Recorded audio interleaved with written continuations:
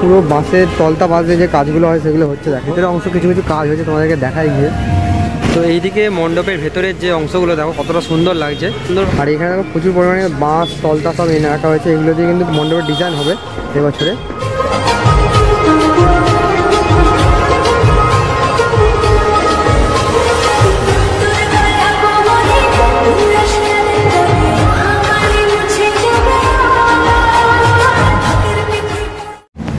Hello বন্ধুরা, সবাইকে welcome আরও একটা নতুন ব্লগে। আজকে এসেছি আবারও কলকাতায়। আর কলকাতা আজকে তোমাদেরকে গড়িয়াহাটের একটা প্যান্ডেল দেখায়, তারপরে যাবো তোমাদেরকে শ্রীধারা প্যান্ডেল দেখাতে।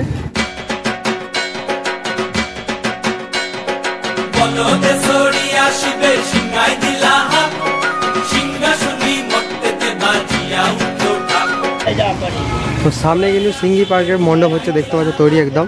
চলো তোমাদেরকে ঘুরিয়ে দেখাই। সিঙ্গি পার্কের মণ্ডপ কিন্তু অনেকটা এগিয়ে গেছে, এটা হচ্ছে সাইড, ওই দিকটা হচ্ছে সামনের পোর্শন। সামনের পোর্শনকে তোমাদের দেখাবো চলো। আর এখানে প্রচুর পরিমাণে বাঁশ তলতা সব এনে রাখা হয়েছে, এগুলো দিয়ে কিন্তু মণ্ডপের ডিজাইন হবে এবছরে।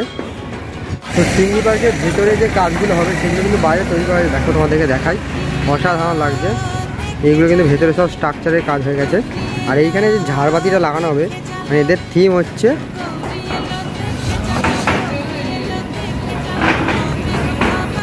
দেখাই কতটা পরিমাণে কাজ এগোচ্ছে। তো এইদিকে দেখতে পাচ্ছ অনেক কিন্তু কাজ এগিয়ে গেছে, পুরো বাসের স্ট্রাকচার দিয়ে কাজ তৈরি হচ্ছে, দেখো সামনে দেখতেই পাচ্ছ। তো এইদিকে দেখো পুরো বাসের তলতা বাসে যে কাজগুলো হয় সেগুলো হচ্ছে, দেখো এখানে। তো এখানে দেখতে পাচ্ছ অনেক কিন্তু স্ট্রাকচার বানিয়ে রাখা হয়েছে, দেখো। আর এটা হচ্ছে মণ্ডপ। তো মণ্ডপের বাইরের অংশ এখন কিন্তু কমপ্লিট হয়নি, ভেতরের অংশ কিছু কিছু কাজ হয়েছে, তোমাদেরকে দেখাই গিয়ে। এবছর সিঙ্গি পার্কের দুর্গাপুজোর থিম হচ্ছে 7 মহলার অন্তপুরে। তো সেইটারই তোমাদের কিছু স্ট্রাকচারগুলো দেখা, যেগুলো কাজ অনেকটা এগিয়ে গেছে। দেখো ঝাড়বাতির কাজ অনেকটা কিন্তু পুরোটাই হয়ে গেছে বলতে গেলে। এখানে কিন্তু লাইটিংয়ের কাজ হয়ে ঝাড়বাতি দেখতেই পাচ্ছ। এটা হচ্ছে বিশাল বড় একটা ঝাড়বাতি বানানো হয়েছে, যেটা উঠবে প্যান্ডেলের ভেতরে। প্যান্ডেলের ভেতরটা তোমাদেরকে গিয়ে দেখাবো। ওইদিকে কিন্তু দাদারা কাজ করছে, দেখো রাস্তার উপরে। ওইদিকে প্রচুর স্ট্রাকচার বানিয়ে রাখা হয়েছে।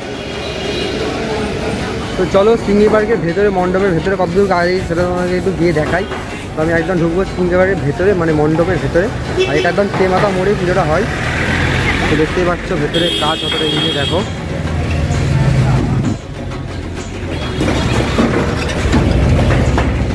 এইটা হচ্ছে ওপরের অংশ, আর ওই দিকটা হচ্ছে মেন ঠাকুর যেখানে বসে।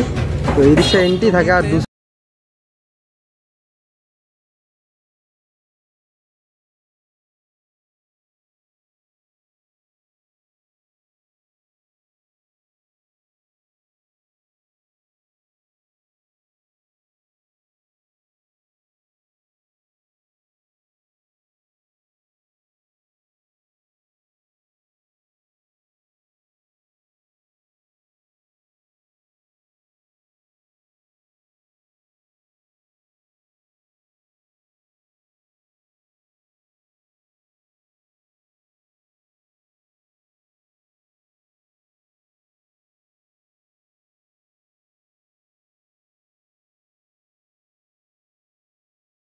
বিভিন্ন রকম পশু পাখির ডিজাইন বানানো হয়েছে, পুরো তলতা বাস দিয়ে, অসাধারণ লাগছে দেখতে কিন্তু।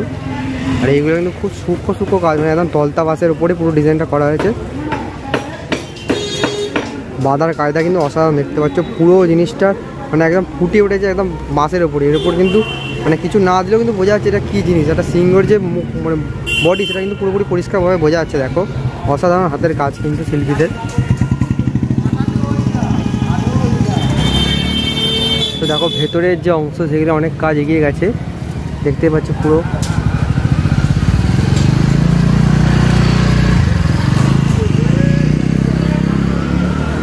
এইদিকে মণ্ডপের ভেতরের যে অংশগুলো দেখো কতটা সুন্দর লাগছে, সুন্দরভাবে বাসের তলাতে সিঁড়ি করা আছে। দেখো আর এদিকে অসাধারণ বাড়ির ভেতরে যে ডিজাইন হয়, রাজবাড়ির ভেতরে সেরাউন্ড টাইপের ডিজাইনগুলো করা হয়েছে, দেখো।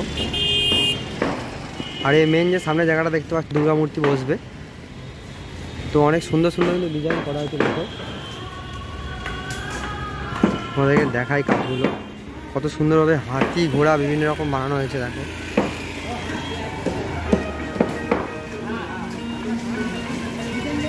এদিকে দেখতে পাচ্ছ বাঁশের চাচুলি বেড়া জিনিস দিয়ে কিন্তু বানানো হয়েছে।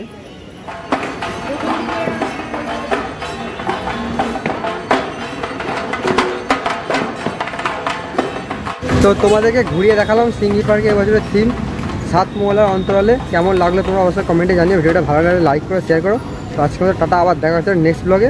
তো আজকে আরও 2 জায়গায় ঘুরবো, সেগুলো তোমাদেরকে ভিডিও দেবো। দেশপ্রিয় পার্কে ঘুরবো আর ঘুরবো হচ্ছে ত্রিধারা, সেগুলো মণ্ডপ কতটা এগুলো সেগুলো তোমাদেরকে দেখাবো। চলো আবার দেখা হচ্ছে নেক্সট ভিডিও।